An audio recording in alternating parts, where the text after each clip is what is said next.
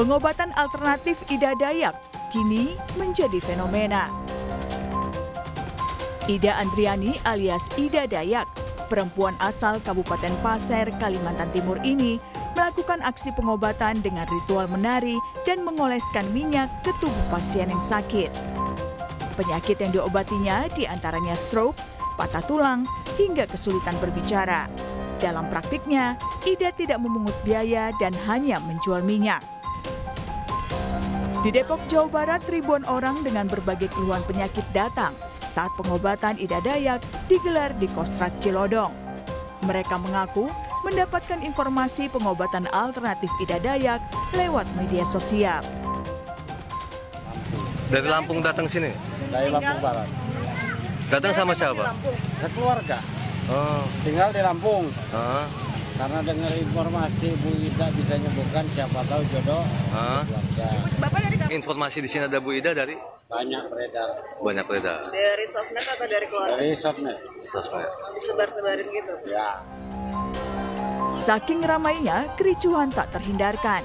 Warga yang datang tak sabar menunggu giliran untuk diobati. Bahkan seorang ibu jatuh pingsan lantaran kelelahan menunggu pengobatan alternatif yang dilakukan Ida Dayak. Karena terlalu ramai pula, akhirnya pengobatan Ida Dayak dibatalkan. Meski begitu, masih banyak warga yang datang untuk mendapatkan pengobatan. Tim Liputan, Kompas TV. Ya, saudara, pengobatan alternatif Ida Dayak kini menjadi fenomena. Ribuan orang datang untuk mendapat pengobatan gratis dengan pengolesan minyak yang dilakukan perempuan asal Kalimantan Timur itu. Lalu kenapa masyarakat begitu antusias dengan pengobatan seperti ini? Apa sebenarnya analisis di balik fenomena sosial ini? Kita bahas dengan sosiolog dari Universitas Indonesia, dari UI. Ada, ini Ibu Ida juga, Ibu Ida Ruwaida. Bu Ida, selamat pagi. Selamat pagi, salam sehat untuk kita semua. Salam sehat Bu Ida. Ini ribuan orang ya Bu ya, mendatangi begitu ya. Kemarin ada pengobatan Ida Dayak. Ini sama-sama Ibu Ida, saya jadi agak kagok nih Bu. Itu dari fenomena sosialnya Ibu melihat seperti apa? Kenapa masyarakat begitu antusias Bu untuk datang? Ya, saya kira kan memang yang perlu dicatat, pengobatan alternatif di masyarakat kita bukan sesuatu hal yang baru ya. Artinya kan selalu ada pilihan untuk berobat di luar medis begitu ya, apa yang disebut sebagai demedikalisasi. Nah, hal yang kedua adalah memang kalau kita lihat pengobatan atau pilihan pengobatan itu juga sangat dikaitkan dengan keyakinan kan, begitu ya. Jadi kadang kita bisa melihat dalam kacamata bahwa apa yang dilakukan seseorang gitu ya untuk memilih pengobatan alternatif itu dianggap irasional, tapi buat yang melakukannya itu dianggap sebagai sesuatu hal yang rasional. Nah, apalagi ketika yang bersangkutan pasien dan keluarga itu sudah menghadapi sakitnya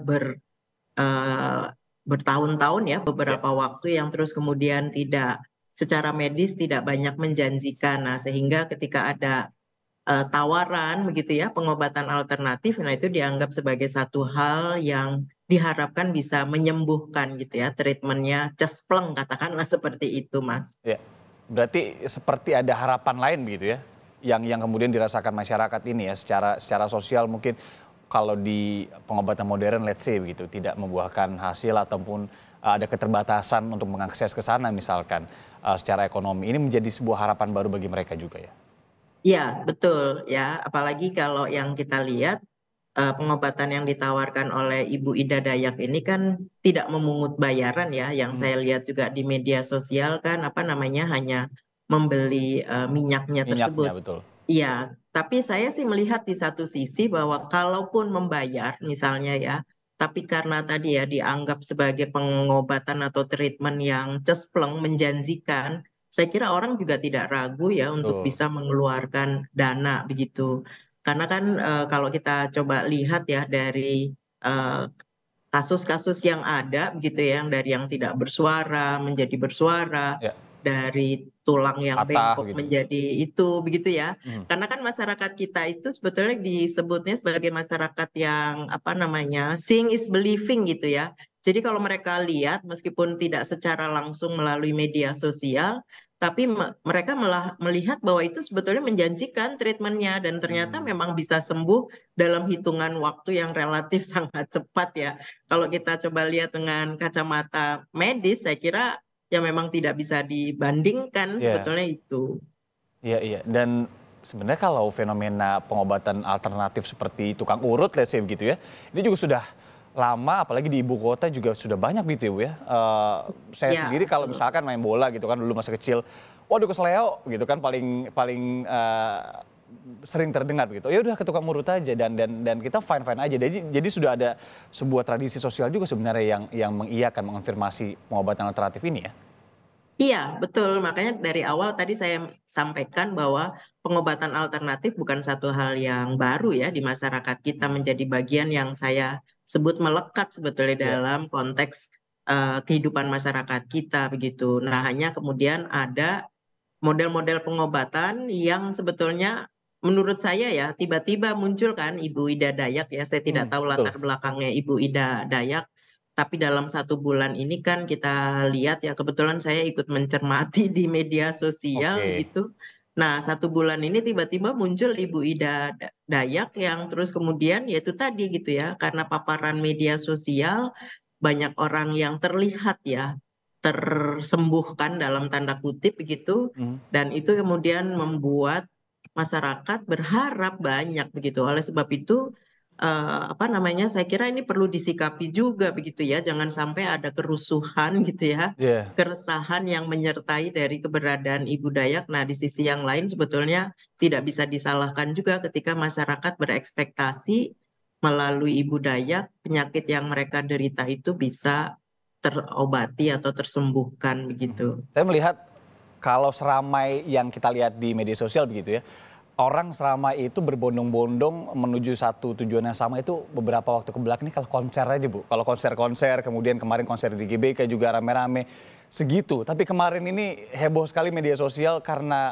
Ibu Ida Dayak ini ya. Kemudian akhirnya harus dihentikan dulu pengobatannya karena memang ditakutkan begitu ya, ada hal yang tidak diinginkan, kericuhan, karena banyak orang di sana juga kan sebenarnya dalam kondisi yang tidak sehat begitu kan, mereka ingin berobat ke Ibu Ida Dayak ini. Nah Bu, kalau menarik tadi melihat analisa dari sisi media atau media sosial begitu yang kemudian ini juga menjadi sugesti masyarakat ketika melihat seeing is believing, ada kesembuhan di sana, ada perbaikan di sana yang kemudian juga beredar di sosial media itu. Yang Ibu ikuti trennya juga, apakah itu salah satu yang juga sangat mendorong, menjadi faktor pendorong masyarakat untuk mencoba lah, at least begitu ya?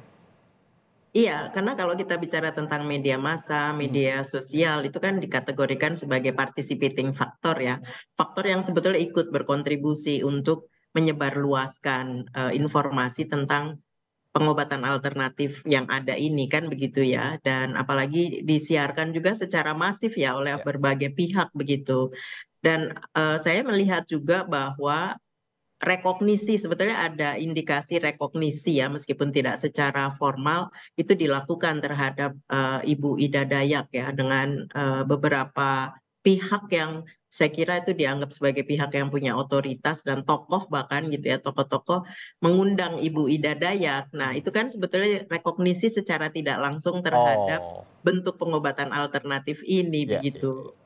Nah, sehingga itu yang semakin bukan hanya sekedar sugesti ya, tapi juga memberikan sebuah harapan dan keyakinan bahwa melalui pengobatan Ibu Dayak mereka berharap ya, bermimpi bisa sembuh. Karena kita ini kan memang tidak bisa lah dibandingkan dengan konser ya, tapi karena ini kan kondisi psikososial dari orang-orang sakit, apalagi mengalaminya beberapa waktu, saya kira dengan adanya Ibu Dayak seolah-olah ini dalam tanda kutip harapan mereka bertahun-tahun atau berbulan-bulan itu sebetulnya bisa mendapatkan semacam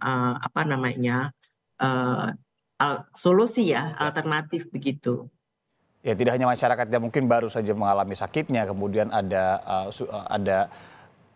secara visual melihat hal tersebut dan pengen sembuh gitu ya. Tapi ada juga mereka-mereka ini yang memang secara tradisi sudah mengenal pengobatan ini dan sudah lama juga sakitnya, muncullah harapan di situ ya Bu ya, yang kemudian ingin untuk kemudian mendapat harapan dan mencoba untuk mengobati itu. Ditambah rekognisi yang Ibu bilang tadi dari beberapa faktor ditambah lagi dengan media sosial yang sangat wah ya. Jadi beberapa faktor sosial yang memang kemudian mendorong ini. Nah Bu, kalau dibilang banyaknya warga yang ingin berobat lah, selain dengan faktor-faktor yang tadi kita lihat, ada nggak cerminan kemudian ketika kita lihat juga fenomena ini berarti juga mencerminkan pelayanan sebenarnya belum optimal di beberapa tempat di negeri ini terkait dengan kesehatan modern ya begitu?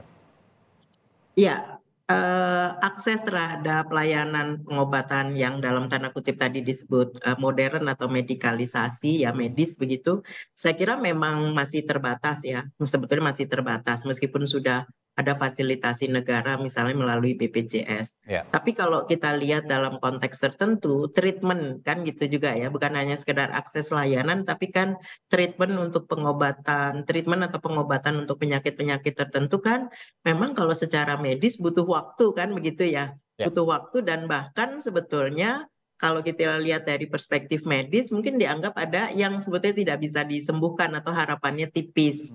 Nah, tiba-tiba muncullah Ibu Ida Dayak yang kalau saya sendiri aja kalau melihat ya ada apa namanya kok bisa begitu loh, kok bisa ya yang sebetulnya kondisinya mungkin sulit secara medis tapi dengan Ibu Dayak tuh kok bisa. Nah, ini kan sebetulnya menjadi apa namanya harusnya menjadi sebuah hal yang perlu difasilitasi juga ya oleh pemerintah. Terlepas karena saya pendekatannya sosiologis kan saya tidak bilang ini benar atau salah atau ini ya, tapi paling tidak kan situasi ini harus ada bentuk fasilitasi karena kalau tidak kan itu tadi yang terjadi ya, kerusuhan, keresahan karena kan kondisi psikososial yang demikian apa namanya tinggi ya, yang selama ini mereka harus berhadapan dengan penyakitnya, kesabaran yang sebetulnya selama ini sudah dicoba dilakukan, tapi terus kemudian ada seolah-olah ada cahaya tadi yang saya sebut harapan kan melalui Ibu Ida Dayak ya.